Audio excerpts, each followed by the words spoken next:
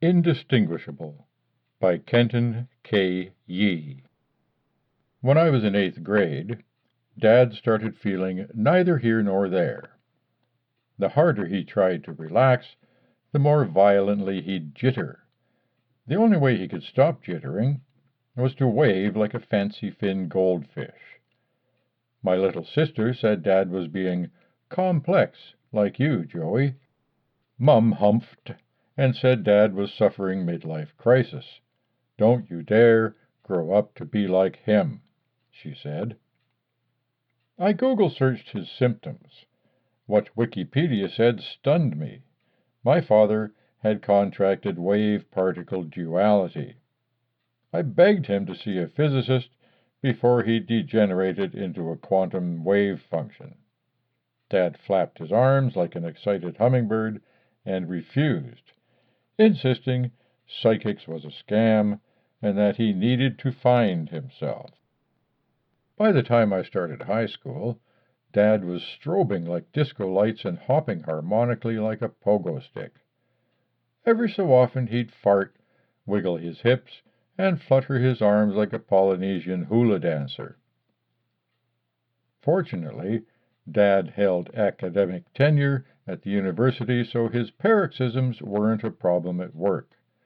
In fact, wave-particle duality was mundane compared to the antics of Dad's colleagues in the statistics department, reading causality into correlations, extrapolating the past to predict the future, and passing off statistics as a hard science. I finally called Uncle de Broglie.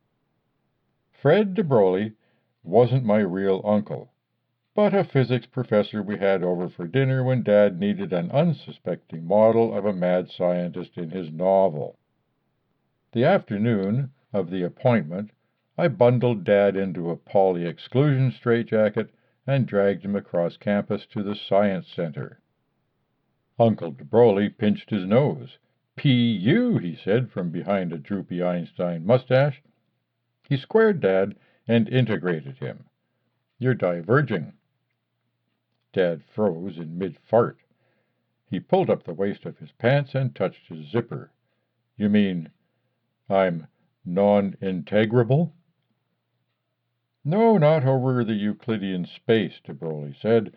"Lucky for you, space is foamy at the Planck scale." He handed Dad a bottle of epsilons. "Take the limit to 0 twice a day. If you're not renormalized by next year, I'll request funds from your insurance company to try a new, non-perturbative methodology for canceling anomalies." By the time I was studying for college entrance exams, Dad was tunneling. At first, he'd tunnel back home every day and tell us about Copenhagen or another exotic destination. Over the next months, his absences grew longer. Upon his return, he'd regale my sister and me with elaborate stories, he called them interpretations, about exploits with heavy bosons in many other worlds. Then he'd vanish again. Uncle de Broglie set up Josephson junctions sandwiched between layers of superconducting plates to trap Dad. He injected the contraption with phonons and set it on Dad's imitation cowhide armchair in front of the TV. Sis and I carried our homework to the sofa and waited there for Dad every night. The trap worked. At first, Dad sparkled and moaned, "Eureka, I found myself." He rambled deliriously about delicious bosons surrounding and absorbing him into their equilibrium wave function. Uncle de Broglie rushed over and adjusted some knobs. "Your father's found himself," he declared. "He's tunneling between the plates, now indistinguishable from the other bosons." "What a relief," I said. "Mum won't have to worry that he's consorting with strange bosons in an alien bathroom." Sis turned to the kitchen door. "Mum," she hollered, "Uncle de Broglie made Dad indistinguishable." "A Bose-Einstein gas," de Broglie said. "A condensate." "That's nice," Mum hollered back.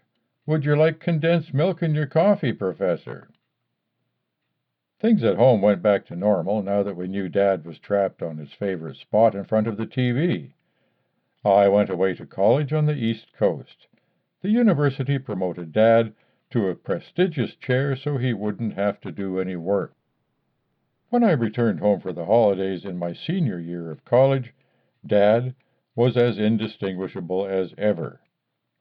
A quake knocked out the power, and he almost evaporated, Mum said. The backup generator kicked on just in time. On my last day before heading back east, I visited Professor de Broglie. He assured me that being an indistinguishable boson didn't hurt, and that, wave or particle, we were all hologram projections of information residing at the edge of the universe.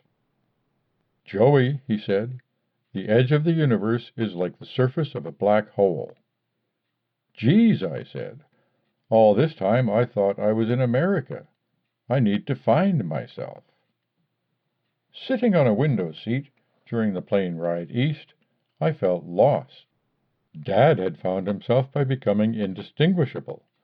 The double reflection in the two-pane glass I stared into showed my father's face. Twice. The faces looked at each other, and then at me. I looked back, indistinguishable.